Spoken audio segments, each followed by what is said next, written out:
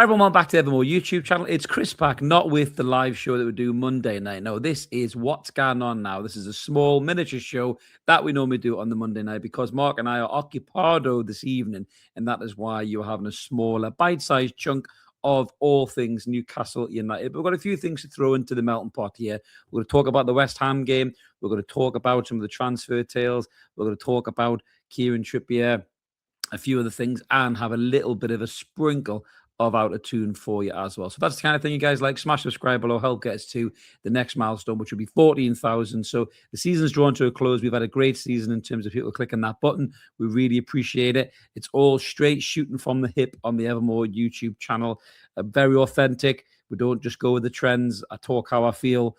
You know, sometimes people don't like that. That's absolutely fine. If you don't like that, don't watch it. There's loads of other content creators to watch. If you do like that, you know what button to click. It's all free content. But if you want to give a bit back to the channel and support us a little bit more, there is a members option down there too. You get access to our Discord group, which is a brilliant place to be. It's not like social media where, you know, they're judge, jury, and executioner just because you've got a different comment from them or a different opinion from them. It's a nice safe space to talk about football. You get exclusive content videos. We're going to do loads more of that as well next season. So click whichever button suits you guys best. So let's get stuck into the first topic, which is hammer time. So we know what happened at the weekend. Newcastle United beat West Ham. It was West Ham's, you know, dogfight for staying in the Premier League, and they didn't really put up a great deal of a fight. If I was a West Ham fan this morning, you know, probably waking up really tired, bleary-eyed, massive headache, probably from traveling all the way back from Newcastle, maybe having a few scoops on the way there, at the game on the way back, probably more on the way back after watching that. I'd be quite disappointed. So West Ham find themselves in the bottom three, and it's all in the Spurs' hands, really. Spurs have got to play Chelsea on Tuesday night. Depending on what Chelsea turns up, and Chelsea turned up in the FA Cup final was a much better looking Chelsea than we've seen in recent weeks. That's why the manager got sacked, and they have a new manager by all accounts, which we'll get into in Out of Toon as well. But if that Chelsea turns up, Spurs might get beaten, and then they've got to play Everton on the last day of the season. Now, Everton were beaten by the Mackham, so they look like the flip-flops are on already. So it's still very much against West Ham in terms of odds in their favour. But Newcastle United were brilliant in the first 20 minutes, half an hour. You know, Eddie Howe picked a really positive team. Excuse me, picked a really positive team with Kieran Trippier in at right back, Lewis Hall back in his natural left back position, which is a much better place for Lewis Hall to be. He was natural, he was calm, he was doing those little hip drinking moves, he was drawing centre forwards in, he was megging Jared Bowen at one point as well, which Jared Bowen was probably livid about, and the whole crowd went, way, he only did it as well.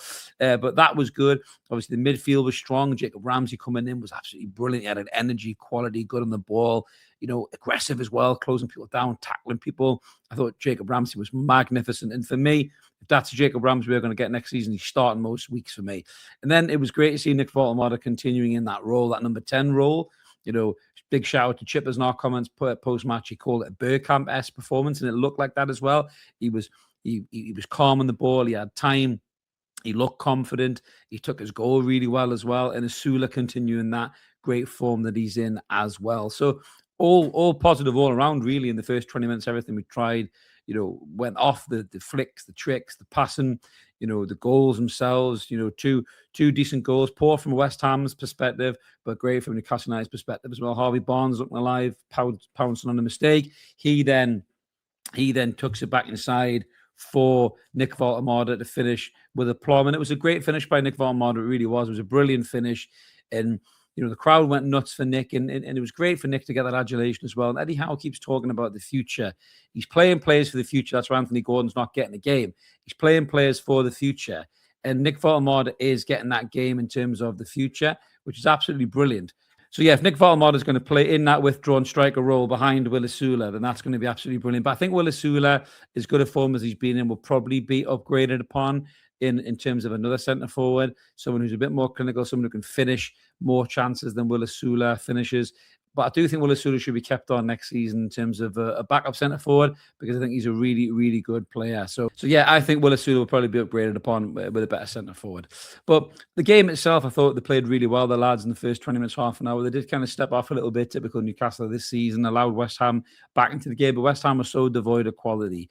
I think that's the reason that they couldn't punish us, and that's the reason that the lads were able to go and get the confident win in the end, really, despite a scare.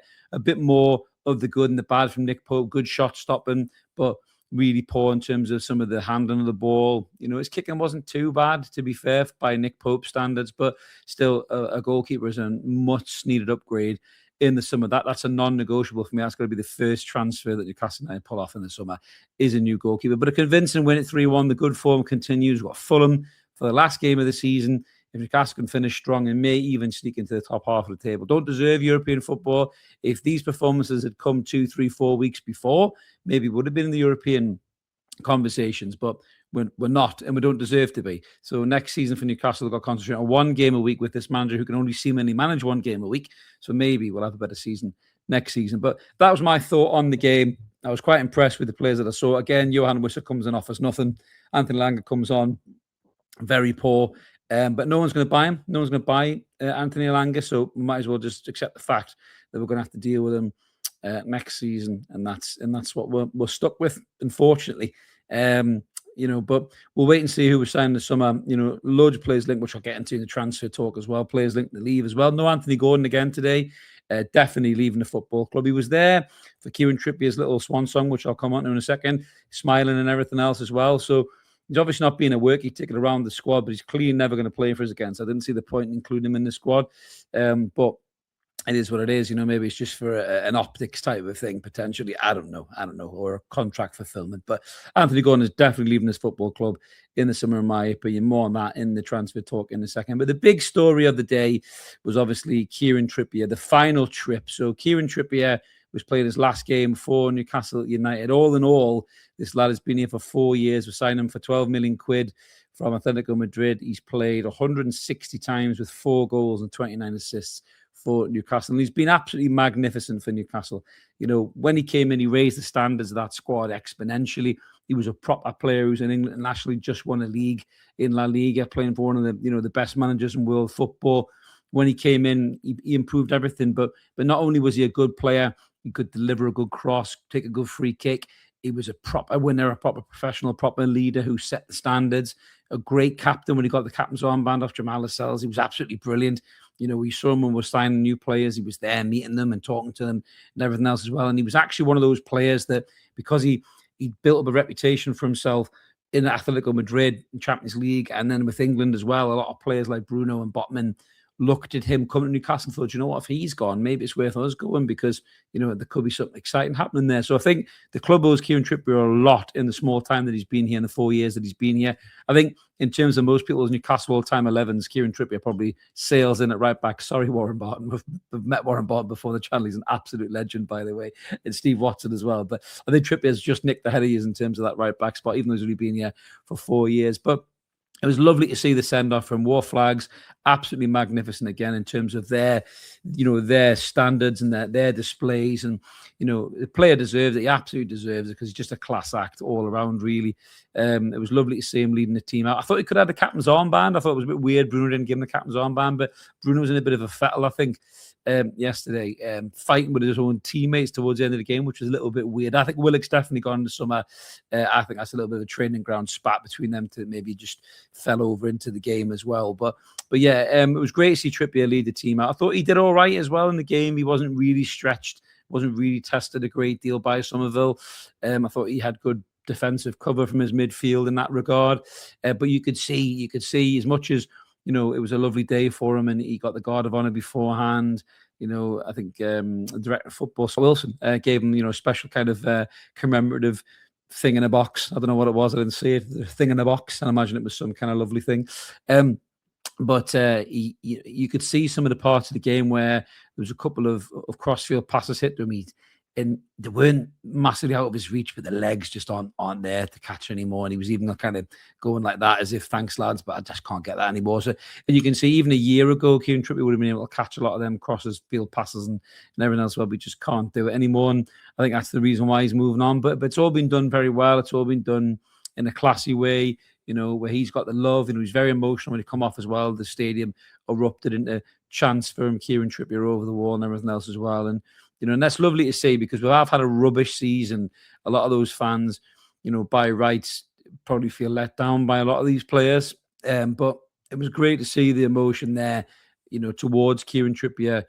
And I think he massively deserves it. He'll never won for a pint in Newcastle ever again, I don't feel. And I do think this isn't the last we're going to see of Kieran Trippier. I think he will, when he retires, I think he maybe have a season abroad. He might go to America. Maybe fancies a little bit. Maybe fancies a little bit into Miami with Bex, possibly. Play with likes of Messi and Suarez in that glittering football retirement home. Who knows? He might even pop up in a Serie A team or something where the pace is a bit slower and he can still use that technical ability that he still has. But I still think Kieran Trippier will be a manager. He talks like a manager. He acts like a manager. He's mentioned managing. He's actually mentioned managing Newcastle United, which I love, shows real ambition. And I think Trips will be a manager, and I think he'll be a really good manager as well. When he was injured, if you remember, he come down to Wembley, he was coaching on the sideline for players. You've seen him before when he's been a sub, and he's still doing it, So I think he has that bug, that bite, that desire to be a manager. And it's probably a lot of what Eddie Howe's obsessive nature as a manager has maybe rubbed off on Kieran Trippier. And yeah, I definitely think Trips will be a manager one day. And I think he'd be a good one as well, to be honest with you. He'd probably take a Northwest team on, be a Bury or a, maybe a Burnley or a Preston or something like that. Possibly might get an opportunity to go and manage one of those. And I think he'll do a really good job. And I'll definitely be watching his career with great interest, because he's been phenomenal for Newcastle and for Spurs and Atletico Madrid before that as well, and Burnley. But I think definitely his time at Newcastle, I think, for us Geordies and us Newcastle fans around the world, because you matter. It doesn't matter if you're not in the stadium, you still matter. What a player he's been, and the legacy is absolutely phenomenal for him. And another player worth a shout out was Emil Kraft. Now, I did see the club doing a video about Emil Kraft, and because I've become a bit grumpy and cynical this season, I was like, oh, for fuck's sake, he's just a squad player. And I watched the video. Fuck me, I could have been chopping onions in the kitchen, man. I was nearly crying my eyes out. This club means so much to a player like Emil Kraft. And we constantly say we want players who want to be here. And this kid obviously loves this football club. He's fell in love with the football club. He's fell in love with his city. You could see that in this video. He was tearing up, and he seems like a lovely lad. I did love the comment, by the way, the best Swede to ever play for Newcastle, whoever made that. Lovely, beautiful. I do love a little bit of shit. I was we. But, Emil Kraft never let us down, in terms of when he was asked to play, be it right back or centre half. He was a steady 6 or 7 out of 10. Chased every ball, flew in every tackle, did the best that he could do with the ability that he has. And you need squad players like Emil Kraft. If he wasn't so injury prone, I think he'd probably be staying at the club as a squad player, and he would be a good squad player. But yeah, I think Newcastle have made the right decision to call it a day on Emil Kraft. But again, it was a lovely video, lovely send-off. And you can see how much it means to Emil Kraft, and absolutely wonderful, absolutely wonderful. And a big shout for some of the stuff that's got on this week as well. Big Dan Byrne. It was Mental Health Awareness Week last week. It's something that should matter to all of us. Mental health affects every single one of us. It's not an illness that you don't catch. It's a condition. It's a state of mind that everybody has. If you're stressed, getting ready to go to work, you're stuck in traffic, that's your mental health. Everybody's affected by it, but there's still some stigma around it and still some taboo, certainly amongst us men, to talk about it. And Newcastle United put a mental health bench. I think it was in Exhibition Park or Leazes Park, one or two, probably Exhibition Park, I think it was. And Dan Byrne was there. He's an advocate for mental health, certainly amongst men as well, because the suicide rate is ridiculously high as well. So it was great to see Dan Byrne doing that as well. I mean, what I didn't like was some people turning that round in terms of, you lot fucking having a go at him for, playing shit and all that. There's a difference between criticising the lad's performance on the pitch and having a go at the lad. I'm with you. I don't agree with having a go at the lad as a bloke, because he seems like a wonderful bloke, and his career is something out of the movies. Jamie Vardy's just got a documentary. Dan Byrne could get one in terms of where his career's gone and where it is now and everything that's happened, certainly in the last few years to him as well. But he seems like a lovely stand-up, honest, humble bloke, which is what George Colkin said in his piece, where I'm actually going to see in the talk in this evening, which is why I'm not on the live show as part of the Time team. But it was a lovely piece, and George got his props for that, and rightly so, because it was a wonderful piece, from Dan Byrne, who just seems like a really relatable guy, professional footballer. You got your Mbappe's, getting booed by his own fans, and your Vinicius Juniors stopping mid-game to have a go at supporters because he'd lost the ball. Dan Byrne's the furthest away from a player like that you could possibly imagine, and you've got to celebrate that. You got to enjoy that, and that's the beauty of a player like Dan Byrne. But he knows, he understands how fragile mental health is, and it manifests loads of different ways. So yeah, for me, it was great to see Dan Byrne doing that as well. And if you're struggling with mental health, talk to somebody, have a chat with somebody, have a chat with a close friend. You know, people chat to each other in the community on our chat as well. You know, people take the piss out of YouTubers, but a lot of these communities help people in the mental health. We've had some wonderful comments from people who have been going through difficult times and just flicking on, listening to me or Mark or any other content creator waffling, talking about shit. It's just helped them distract their brain away from the problems that they're experiencing. So whatever it takes for you guys to get through it, and whoever you need to talk about it, do it. And if you feel like you can't, you know, there is professional charities out there, the likes of Mind. You can reach out through the NHS and everything else as well. Mark put a few links down below for you if it's something that's really affecting you guys at the moment, and hopefully get help that you need. So well done, Dan Byrne, and for everybody else who's struggling, you're not alone. Reach out and talk to somebody. So moving on to the next topic, which is the transfer talk. So obviously the season is about to draw to a close. Everybody's wondering about who's leaving, who's coming, all that kind of stuff. I mean, obviously it looks blatantly obvious who's leaving, which is Anthony Gordon. Again, I don't understand why he's getting the spot in the squad, and maybe they want to keep him in around the team. I don't know. I'd say goodbye to his teammates. He doesn't really seem like he's overly bothered. And maybe I'm prejudging Anthony Gordon because of the way he looks and, you know, his persona and da. But for me, I think Anthony Gordon's definitely going to go. It looks very much like Bayern Munich, who have just celebrated another win in a minute, and Harry Kane is on fire, which I'll come to in a second. Maybe that's Harry Kane's influence telling him to sign Anthony Gordon. But he definitely looks like he's going to go. Tino Livramento, the noise is still there with him. He hasn't signed a new contract. Injured yet again. Maybe that's put people off. Maybe it hasn't. So those players definitely look like they're going to move on. Sandro Tonali is another one that everyone's talking about. Tonali left the game early through injury, which didn't look like what he wanted to do.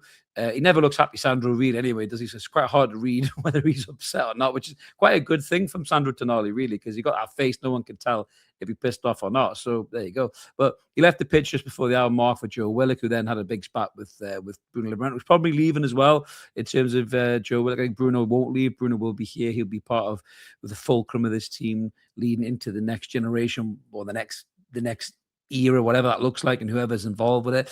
But the club has set £100 million price tag on Sandro Tonali. Now, a lot of football fans out there who want to sign him, your Arsenals, your Cities, your Man Uniteds in particular. Man United want to sign every fucking midfielder.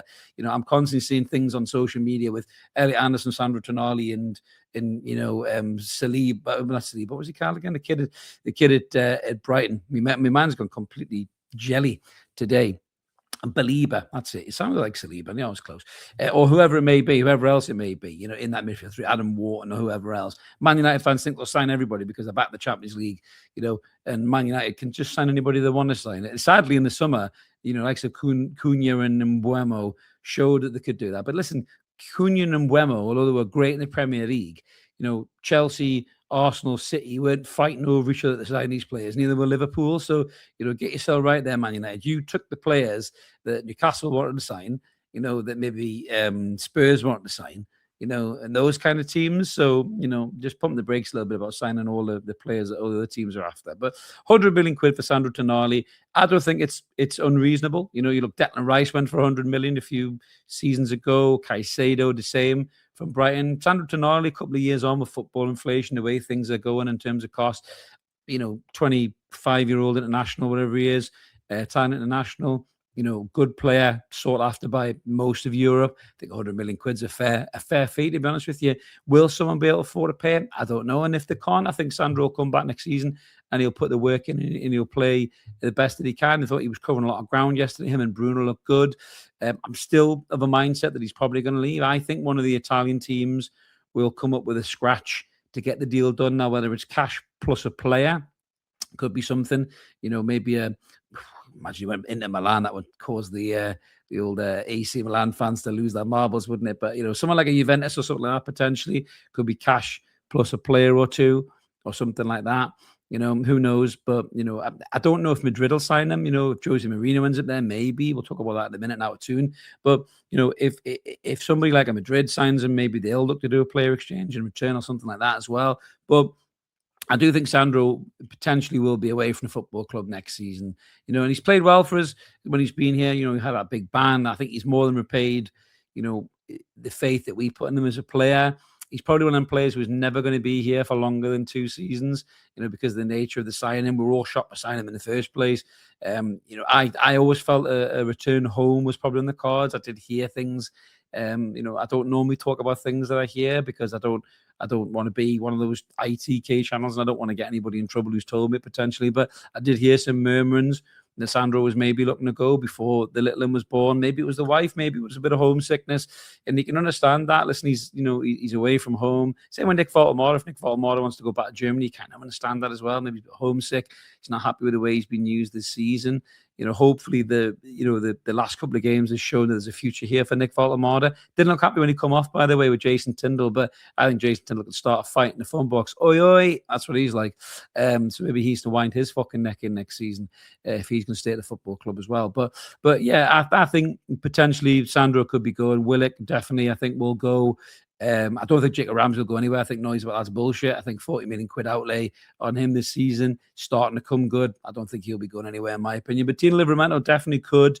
If Vincent Kompany wants to spend that cash on an athletic leggy right back who's injured all the time, then I say take the money and get yourself a new right back. I don't want to see Lewis Miley shoehorned in the right back, although he's done well there. I think he's a really good midfielder, so I don't want to see that next season. But I just want to see Lewis Miley fit and playing football, to be fair, which hopefully we will. But players coming in, the links to Camera from Monaco were there, very strong, in terms of him coming in. We've been talking to him, and there's a goalkeeper from Rem, a big, massive, tall goalkeeper. What is he called? Ewan something. Let me have a little look. I will try and find out for you in terms of my last minute research here. This is how we roll in terms of the Evermore YouTube channel. He's a big, tall, massive 6'7" goalkeeper or something like that. Plays for Rem. I've seen some people say they're not very happy about it because he doesn't look like he's up to much, but he is a young goalkeeper. He's got a lot of good attributes about him, in terms of he's good with his feet. He's a good shot stopper. So you never know. And if Newcastle look like they're moving early on these types of players, then that to me would be something that's definitely a positive thing. I think that we're dilly-dallying too long last season in the summer. And then we're also going to struggle. There's also links to a young German international as well, Karim Koulibaly. We talked about him before. Some good links to him as well in the Bundesliga. And these are the kind of players seemingly that Newcastle are going to be going after. And that's what we're all interested in, really. Let's have a look. Here we go. I found him just by rambling. Yes, he's called Ewan, I think, Juan, I think it is. Some people are saying it's premature from the Chronicle, but the Chronicle's track record isn't great at the minute. So apparently £17.4 million is the figure being punted for this young lad. A lot for a goalkeeper. I still think James Trafford is probably your man. But for me, I think Newcastle know they need a goalkeeper. A younger, more improved model of Nick Pope would probably be the best thing to do. So fingers crossed they get that deal done. But it's going to be a busy summer. There's no doubt about that at all. So let's end on a bit of Out of Toon as well for this one. So a few things going on in Out of Toon. Again, Bayern Munich celebrating success in the Bundesliga. Another hat-trick for Harry Kane. That's him now got 58 goals in 50 games, which is just phenomenal. I mean, what a feeling for England going to the World Cup, having probably the best centre forward on the planet right now. He's got to be in for the Ballon d'Or, in my opinion. I just think he's such a good footballer. He's progressed and evolved so much going to Germany. He's got something mad, like 143 goals and 146 games or something since he's gone there. So he's been absolutely phenomenal. There's a good example of signing a player who's closer to 30 and getting a good few seasons out of him. So he's been spectacular. He was getting interviewed after the pitch with Michael Olise. Actually smiled for once, which was unbelievable. But yeah, Harry Kane continues to absolutely smash it over in the Bundesliga, which is top class. The big story in town was up in Scotland this week in football. So Hearts versus Celtic, winner takes it all, as Abba would say, at Celtic Park. And unfortunately for Hearts, they came up short. They lost 3-1 to Celtic. It was devastating. They went in front with a great header from the big, tall number 9 centre forward, who actually put a fan on his arse shortly on after that when all hell broke loose in the game. But Celtic roared back on an equaliser. Very controversial, in my opinion. The defender slid up, put his hand up, and obviously penalty gets away. And then Celtic's kind of quality and experience showed, and they managed to get their 3-1 victory in the end. It all kind of got a bit ugly in the end. Fans on the pitch, Hearts players shoving them, a little bit of this. And I think the ref ended the game early, which the Hearts are kicking off about. I think they made a statement about it. But really sad to see a lot of Hearts players walking to the team coach with tears in their eyes. They were in the first league title in 60 years or something mad like that. And the whole football world really were wanting to see it. But unfortunately, when it comes to that, sometimes that quality just shines through. And Celtic did that in the end experience. And it's great for Martin O'Neill. He come back and saved them from when they made a terrible managerial appointment earlier in the season. The boy from Canada, I can't remember his name. I can't be asked to look it up, to be honest with you. But you know, I mean, he was shite. And Martin O'Neill came back at the age that he is and managed to pull it back round in a great way for Martin O'Neill to sign off at Celtic, get another title for them. And then they go again in the summer, you know, with a new manager. Who will that be? Who knows? We'll sharp see. But yeah, congratulations to Celtic, commiserations to Hart. Somebody else who was leaving a legacy behind was Antoine Griezmann at Atletico Madrid. So Antoine Griezmann at Atletico Madrid was signing off his 500th game for the club. Tears in his eyes, you know, talking about his time at Atletico Madrid. You know, he did leave briefly to go to Barcelona. I think he apologized for that, actually. Said he made some mistakes. He got distracted by the money, I think, which is easily enough to do by old Antoine Griezmann. I'm just trying to find his stats here. Where are we? Antoine Griezmann's stats. Here we go. Let's just try and find. I mean, a phenomenal player for Atletico Madrid. He's off to Orlando City over in America. So he'll probably have a bumper pay deal on that one. He's one of them players that's always been destined to kind of go to MLS or something at one point. But he's even this season at an age of, what is he, 35? I think he is now. He's still got the quality, you know, 7 goals and 3 assists. Actually assisted the winner for his last game there. Yeah, so he's got 212 goals and 100 assists in 500 appearances for Atletico Madrid. That little stint where he disappeared at Barcelona, he's still got 35 goals in 102 appearances and 70 assists, by the way. Been an excellent player for France and Atletico Madrid, a really likable player. Very famous for us Newcastle fans for his little chat manager clip where he said he was at Newcastle, and he signed Kylian Mbappe, didn't he? Kylian Mbappe said it's cold over there. It is cold over here, Kylian Mbappe, and we wouldn't take any of your shit either, you prima donna bastard. But yeah, Griezmann apparently is a Newcastle fan, apparently, so you know that's why he played with them on Champions League, but we'll never know. Or Championship Manager, but we'll never know. But brilliant for Antoine Griezmann. Really, really impressed with that. There was a celebrity as well in the Premier League this weekend. So Everton played Sunderland down at the Everton Stadium, Hill Dickinson Stadium. There you go. My mind's back in the game. And a very famous face in the crowd. So Jodie Comer's dad, Bill, has been a physio at Everton for he wishes Atletico Madrid got a better tan, Bill, wouldn't you? At Everton for 29 years, and it was a send-off, and his daughter came out to support him, which was absolutely brilliant. But unfortunately, it was Sunderland that were killing Eve. Get it? EVE Everton. Get it? In the top there. So a little bit of commentary humor for you. Yeah, Sunderland beat them 3-1, and Sunderland are looking like they're going to get a European place, which is terrifying for Newcastle fans. But they deserve it because we've been shit and they've been great. But yeah, a bad time for Everton to drop off at the end of the season. Another out of tune is Jose Mourinho. So we'll finish on this one because I haven't got a lot of time. But we'll finish on this one. So Jose Mourinho has been perpetually linked to the Real Madrid job. He's at Benfica. His Benfica team, actually, since he's gone in, has been invincible, been unbeaten all season. But he hasn't won the title, unfortunately, for Jose, because he came in a little bit too late. A little bit similar when Rafa came in for us and could have kept us up. He came a bit earlier. But he did say this. Jose Mourinho said, I have a proposal from Benfica. I don't have a proposal from Real Madrid. At the same time, to hide that there is nothing, we cannot do that. There is something, but not with me directly. So maybe that isn't as slam dunk as you thought. And a couple of other ones to finish on, nearly before I forget. So it looks like Chelsea have got a new manager coming in. Xavi Alonso looks like he's signing a dotted line for Chelsea. Chelsea are currently 10th in the Premier League, joint with Newcastle, who's been awful this season. So Chelsea are really slipped away from where they want to be. But Xavi Alonso is a brilliant young manager. I think getting a hold of a young team like that, I think he would really sort them out and there would be a force next season. I'm quite pissed off because I think Xavi Alonso would have been a good move for Newcastle United to give us a freshness and a new way of playing that maybe has grown stale under Eddie Howe, but the board have decided Eddie Howe is the man. Liverpool fans are foaming that Xavi Alonso is going to go to Chelsea by the looks of it because they are done with onslaught. You know, his stock has fallen massively with the Liverpool fans, and he's under loads of pressure going into the summer and next season is onslaught. And I think Liverpool may have dropped a clanger there too because Xavi Alonso to Liverpool would have been as compatico as fucking beans on toast by the sound of it, but they're definitely not taking that chance. So yeah, huge pressure for that one. And just a nice sign off going back to Scotland. So James Tavernier signed off as captain of Rangers, an unbelievable career at Rangers. I think it was 11 years he's been there in total. His goal record is absolutely ridiculous. Sorry, I'm touching the screen. It drives Mark mad. His goal record at Rangers has been phenomenal for a right back. And James Tavernier, as you remember, was a former Newcastle United academy player. Didn't make the grade with us. I think he went off to, was it Bradford, possibly Leeds, played a bit of lower league football in the Championship and League One. He then ended up going up north of the border. So he's retiring at 34 years old. His record is ridiculous. Get a hold of this.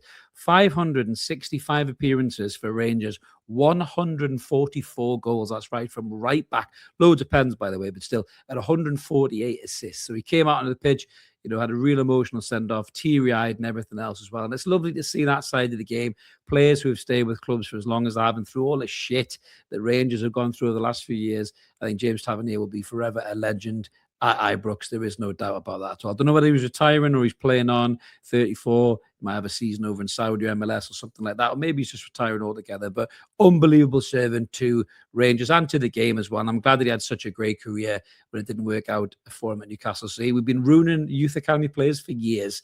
That's just the way we play the game. Hopefully not anymore going forward. But that's me done, guys, for this What's Going On Now. Thanks for tuning in. Thanks for understanding that we can't do the live show. We will be back next week for the final What's Going On live of the season. And we'll have loads of end of year dissections. I've got my aftermath thought of the season I'm going to give you, and I won't be holding back on that one as well. So keep it ever more. Subscribe if you haven't. Keep the channel growing. Like and hype the video. Help it grow. We'll be back with the preview for Fulham this week, and obviously the post-match analysis of the last game of the season, and then all of that other stuff I've just mentioned before. So thanks for watching. Keep it evermore. Have a belter of a day, and I'll see you later. Cheers.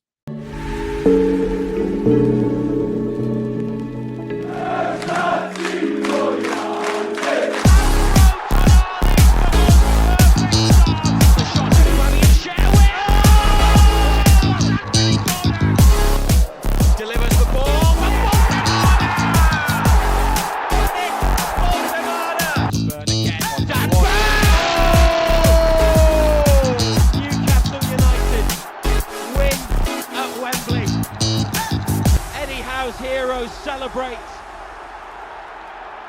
They have done it.